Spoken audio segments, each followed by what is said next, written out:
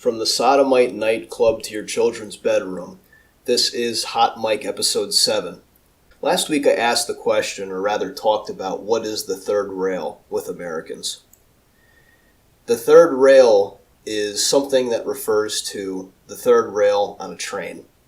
A train has 3 rails, 2 that the train is positioned on and 1 that provides power, meaning that everything hinges upon the third rail, in case some of you didn't get that from last week.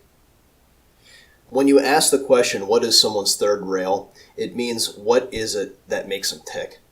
What is it that if you messed with it or you touched it, they would go ballistic? They would go crazy. What is it that is that their innermost core? And I think I found the answer. What is the third rail for Americans? The answer is nothing. They have no third rail. They have no Alamo. They have no line in the sand that says you won't cross or else I'm going to bite your hand off. It doesn't exist. For the past 80 years, we've watched the country be whittled away slowly and surely. This country, for sure, was founded on deist, non-Christian principles. That is the case. The foundation was Masonic. This country has its problems. But for a long time, there was a considerable Christian base among the average person, the commoner. Now there's a little passage in Revelation, and it names off certain types of sin, not just regular sin that is an action, but a sin that is a condition of the heart.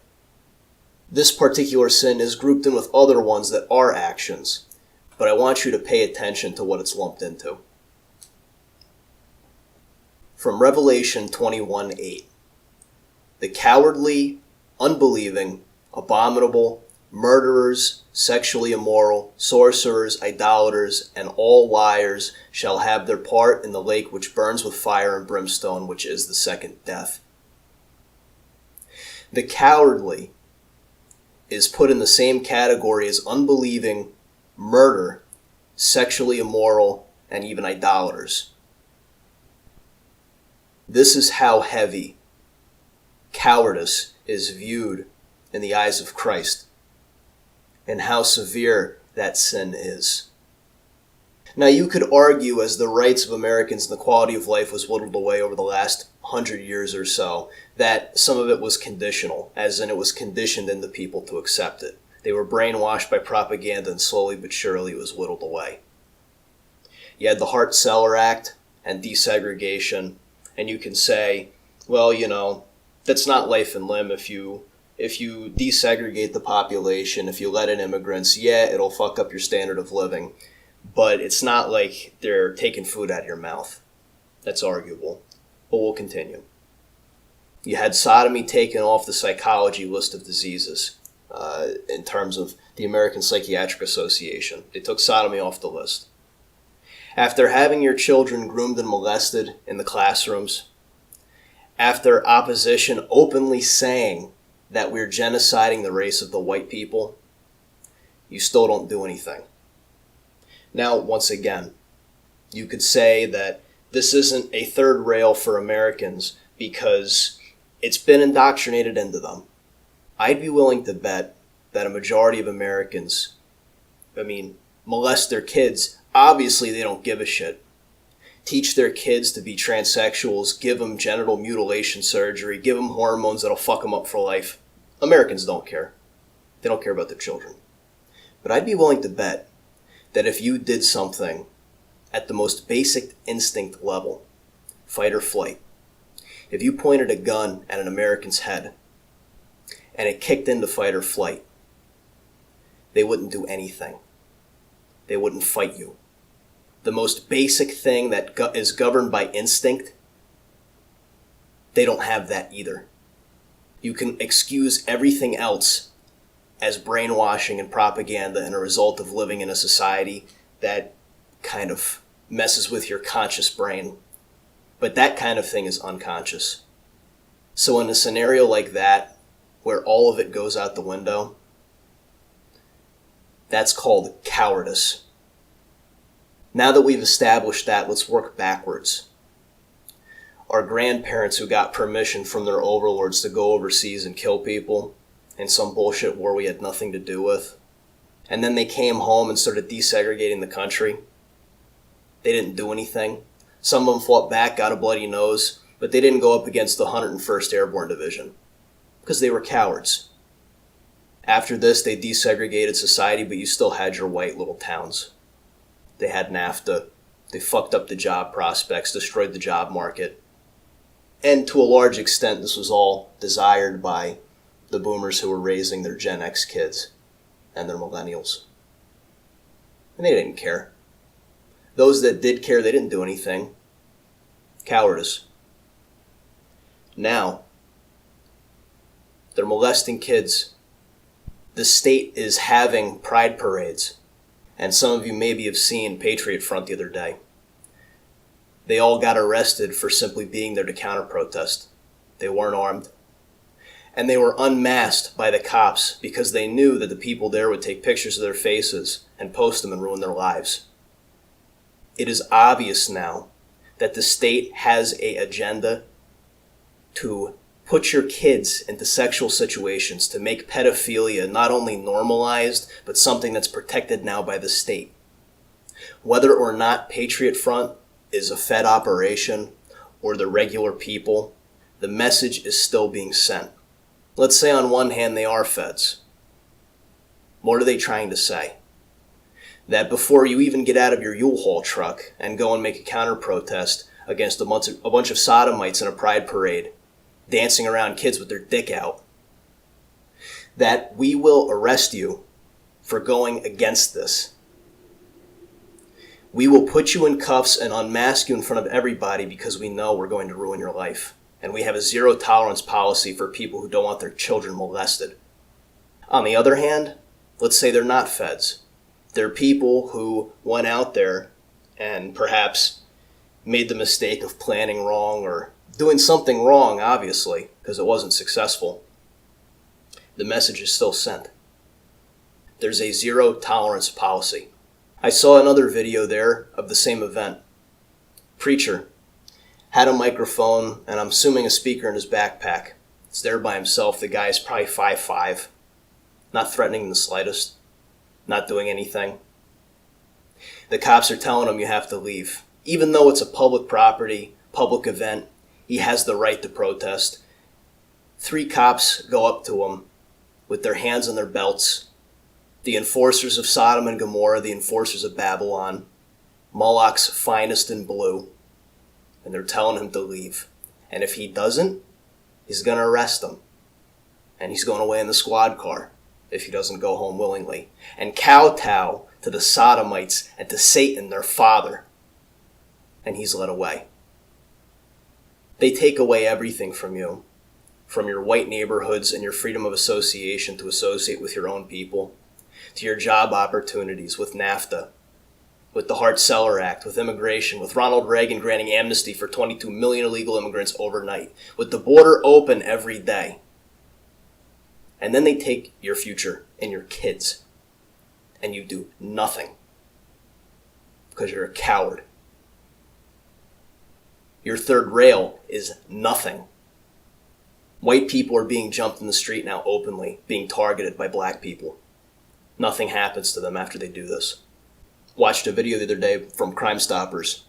2 black guys walk up to a white guy in the street in the city, punch him in the head, he falls over, cracks his head on the sidewalk, on the curb, rob his pockets and walk away. Black guy walks into a phone store in Phoenix. Walks up to a white woman behind the counter, she says, "Can I help you?" Walks right up to her, knocks her over and starts pummeling her face. That's normal now. And all the people in the comments saying, she should have been carrying, she could just quick draw and shoot him in the face as soon as possible. Completely missing the point of the argument. That our society is such that we're being hunted out in the open. That it's totally normal. A second thought doesn't pass through these people's minds before they jump on you and start trying to kill you. Because the schizophrenic demons in their head since birth have been telling them, white man evil. We got to get back at it for 400 years of slavery. Because every other race in the world understands that it's a fight to the death. Everybody but us.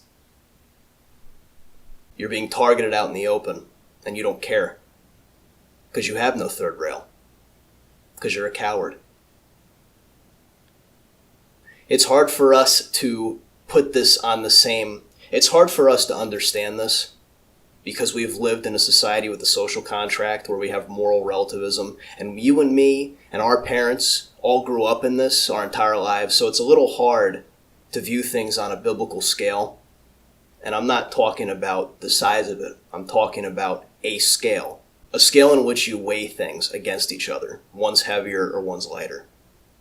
According to the Bible, cowardice is as worthy of being thrown into hellfire as murder.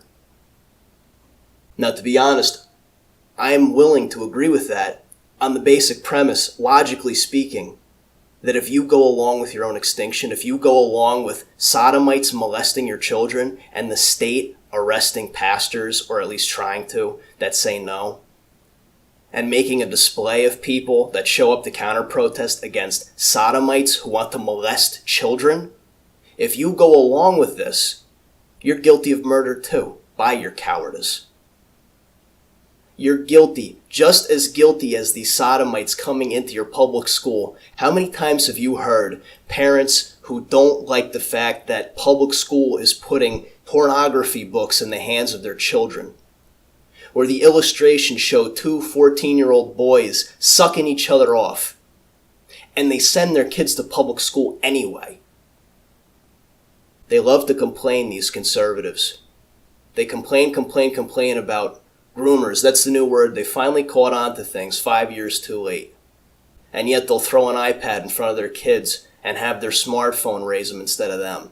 In a world governed by the devil and in a country governed by his synagogue, the most rebellious thing you can do is follow Christ's word and not be a coward. You want to know why the country looks the way it does? Why it looks like a Weimar whorehouse staffed by children and ran by Jews? Because it's the apathy and cowardice of the people made manifest. Especially in a democratic system, it happens faster than anything else. A country driven exclusively by consumer tastes and the lowest common denominator, instead of a philosopher king or even a tyrannical dictator who understands that his own power, his own reach over the world, is only extended through the will and strength of his own people. You get a kingdom where fast food companies advertising their menus based on anal sodomy, bottom-friendly meals, is what rules the day. Consumer tastes.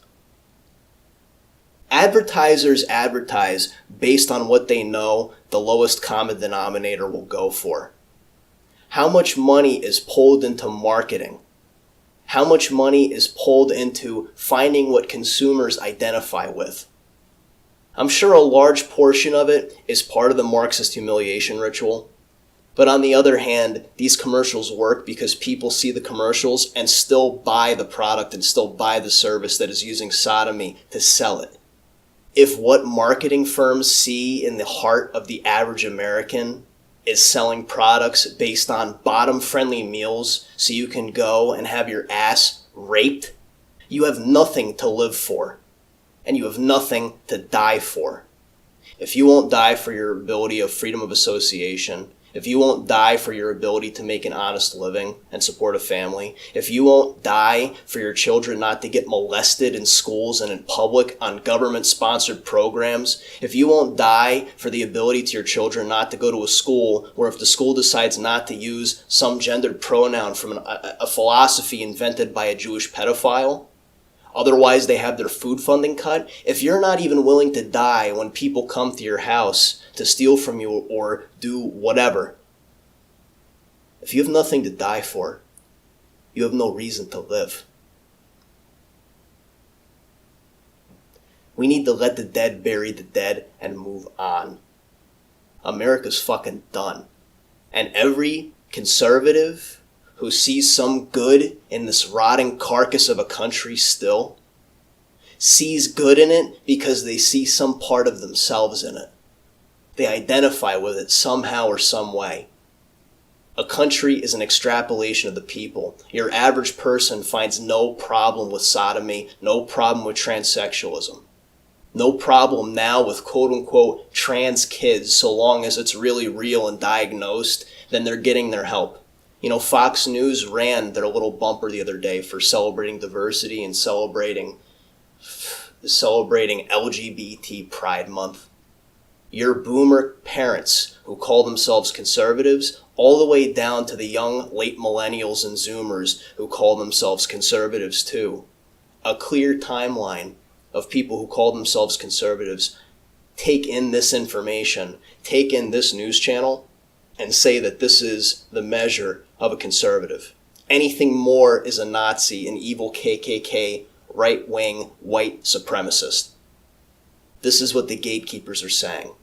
Fox News and the Conservative Party and the Republican Party in America is controlled opposition. They're very careful with what they do before they move the Overton window for what they consider right-wing. They won't do it if they don't believe a large percentage of their target demographic will go along with it. So what does it say now that these people who run things, who run the controlled opposition, are so confident in their work, so confident that conservatives, quote unquote, or what is the mainstream right wing will go along with it, that they have Fox News putting up stories about a transgender 13 or 12 or 14-year-old. At the end of the segment, they had some homosexual Mexican guy, Brian Yenis, whatever his name is, saying that people are afraid of what they don't understand. And all the stupid hicks sitting at home watching Fox News and all the stupid suburbanite conservatives, MAGA-toting retards hear that and say, well, I'm not afraid of things. I'm sophisticated. If this is sophisticated, I'll go along with it too. I don't want to be left behind. They're just children. You know, they'll hurt themselves if we don't validate their feelings. I'm not afraid of what I don't know. And in this case, I know what I'm talking about. I know that transsexuality, transgenderism, let's start there, was invented by a Jewish pedophile named John Money in the 1950s. It was created on the premise of Money molesting Bruce Reamer and his brother. And that ended in the suicide of two innocent people, and John Money was never held accountable. The father of that philosophy, Magnus Hirschfeld in Weimar, openly wrote about how pedophilia was good for developing boys. I know what this is, and I'm not afraid of it. I hate it. I hate it. And if you hear what I'm saying and think I'm an extremist because I'm saying I hate children getting fake hormones and surgeries to mutilate their genitals based on an ideology created by pedophiles, if you think I'm the extremist, I fucking hate you too. Because you're God's enemy. I can forgive my enemies. I can have love for them. But from the words of Jesus Christ, my Savior, anyone who causes harm to children should have a millstone tied around their neck and be thrown into the depths of the sea. He did not say to negotiate or argue with people who molest children. He said to drown them. If you live in a society that has any kind of quarter for child molesters or pedophiles or anyone who is even into the beginnings of that kind of lifestyle, if you live in a society that sees that and says that it's not worthy of death, you are living in a society that has forgotten the most basic principles of life, that your future is tied up with children. What's the future look like for this country? I have no clue. But I know that a country where a majority of people have no third rail, no Alamo, no point of saying no, I know that that country will do nothing but put Satan on earth. I know that a country like that is due for a collapse, and the country holding up the weight of the entire globalist system with some of the most resources collapsing in a way where all of the populations of this country are not even close to homogeneous, not even close to half homogeneous. We have such quote-unquote racial diversity that there will be so little sense of tribal respect and tribal honor among the people who will be looting, killing, and raping each other in the ensuing anarchy. It's going to make Soviet Russia look like peanuts. I said earlier that a country that doesn't answer pedophiles with a death penalty is not long for the world. Flip it on its head. A country that promotes sexuality in children, promotes pedophilia, and arrests, detains, and ruins the lives of those who oppose it are due for God's judgment. You and I are a part of this culture, whether we like it or not. We have to segregate ourselves from the culture somehow or some way. If we're sitting here and ignoring direct commandments from Jesus Christ when they're coming for our children like that San Francisco choir had said, we're cowards. We're guilty of what was laid out in Revelation. Cowards don't go to heaven. This has been Tales from Weimerica, Hot Mic Episode 7. Hail Christ, hail victory.